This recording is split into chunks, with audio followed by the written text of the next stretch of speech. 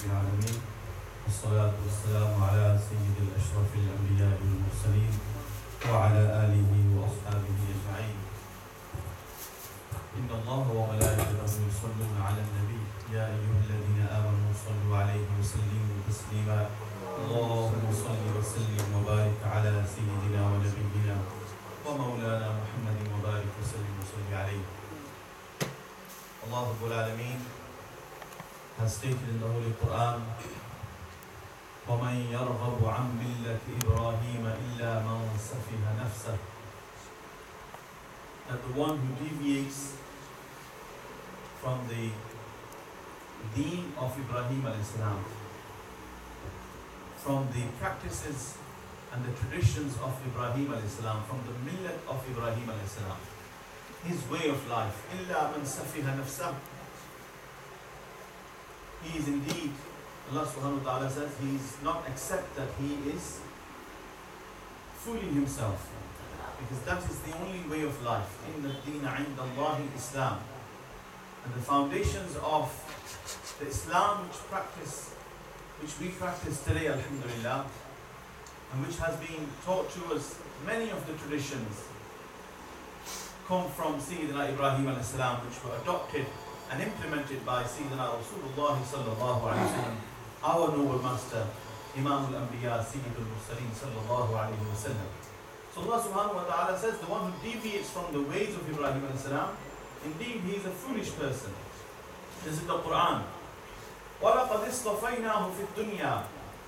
We chose Ibrahim alayhi salam in this world as a noble and a great individual, a chosen individual.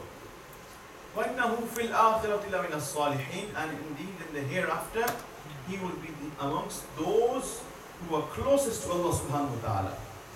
Those who were chosen by Allah subhanahu wa ta'ala, those of righteous individuals from among Anbiya and Mursaleen who were close to Allah subhanahu wa ta'ala. In this world and in the hereafter, Ibrahim alayhi salam has a great status.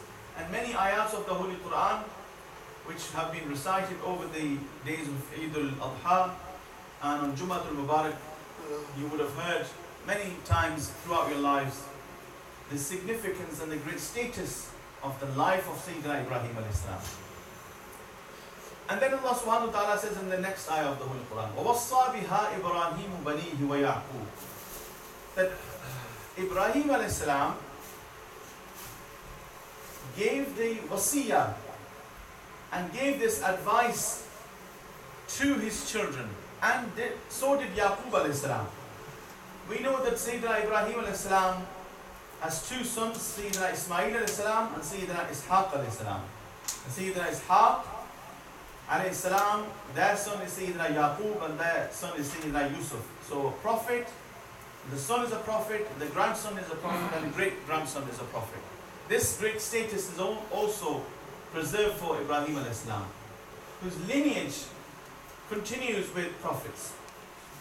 And all of the prophets of Bani Israel, who were thousands in number, were all descendants of Ibrahim alayhi salam. So Allah subhanahu wa ta'ala says that this deen, Islam, was the deen he gave wasiyah, he gave advice to his children when he left this world. وَوَصَّى بِهَا إِبْرَاهِيمُ بَنِيهِ وَيَعْقُوبُ. And so did Yaqub alayhi salam. To all his sons, he gave advice, he gave wasiyah, and if you like, he, in his will, in his last words, he conveyed this message to them. What? Ya baniya inna Allah astafa lakum ad-deen. This was the advice.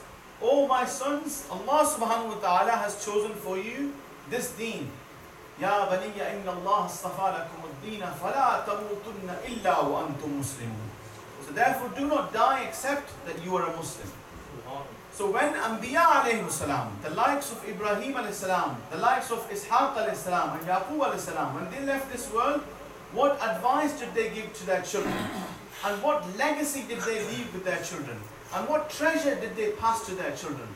The treasure of Iman, the treasure of Islam, the wealth of Islam, the wealth of this deen, the teachings of this deen. أَوْصَى بِهَا إِبْرَاهِيمُ بَنِيهِ وَيَعْقُوبُ يَا بَنِيَّ إِنَّ اللَّهَ اصْطَفَى لَكُمُ الدِّينَ فَلَا تَمُوتُنَّ إِلَّا وَأَنْتُمْ مُسْلِمُونَ. And then the Holy Quran doesn't stop there. The Holy Quran continues, أَمْ كُنْتُمْ شُهَدَاءَ إِذْ حَضَرَ يَعْقُوبَ الْمَوْتِ. Allah subhanahu wa ta'ala says, oh, addressing the Bani Israel, oh Bani Israel, you were present at the time of passing away of Sayyidina Yaqub alayhi salam. أَمْ كُنْتُمْ شُهَدَاءَ إِذْ حَضَرَ يَعْقُوبَ الْمَوْتِ إِذْ قَالَ لِبَنِيهِ مَا تَعْبُدُونَ مِنْ بَعْدِي. When he said to his sons, who will you worship after me? قَالُوا نَعْبُدُ إِلَهَكَ وَإِلَهَ آبَائِكَ إِبْرَاهِيمَ وَإِسْمَاعِيلَ وَإِسْحَاقَ إِلَهًا وَاحِدًا وَنَحْنُ لَهُ مُسْلِمُونَ. They replied, all of them replied, that we shall worship your Lord, and we shall worship the Lord of Ibrahim alayhi salam, and the Lord of Ismail alayhi salam, and the Lord and Master of Ishaq alayhi salam. وَنَحْنُ لَهُ مُسْلِمُونَ. And we are Muslim, and we embrace Islam. So the advice given by Anbiya alayhi salam to their children, to their sons, and to their descendants was that preserve this deen, uphold this deen. This is the greatest treasure we have. So when they left this world, أَمْ كُنْتُمْ شُهَدَاءَ إِذْ حَضَرَ يَعْقُوبَ الْمَوْتِ. When they left this world, when the last time arrived upon them, what was their lasting wish, and what did they want confirmation of? They wanted confirmation that, oh my children, be sure that you follow the same deen as we have done. Be sure that you follow the deen of your forefathers. And this is our greatest test and our greatest responsibility. Will we leave this deen, this iman, and will we transfer this iman in the same way that our forefathers transferred the iman and Islam to us? Will we be able to transfer it to our next generation? And if we do so, then we are successful. And if we do not do so, then despite all the wealth that you attain, despite all the success that you attain, you have left this world as an unsuccessful person.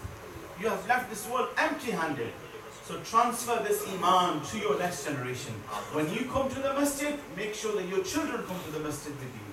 When you pray salah at home, make sure that your wives and your daughters and your sons and your grandsons pray with you. Because if you die as a practicing Muslim, but your children are non-practicing, then you have left empty-handed. The greatest treasure we have, the greatest wealth we have is the wealth of Iman and Islam.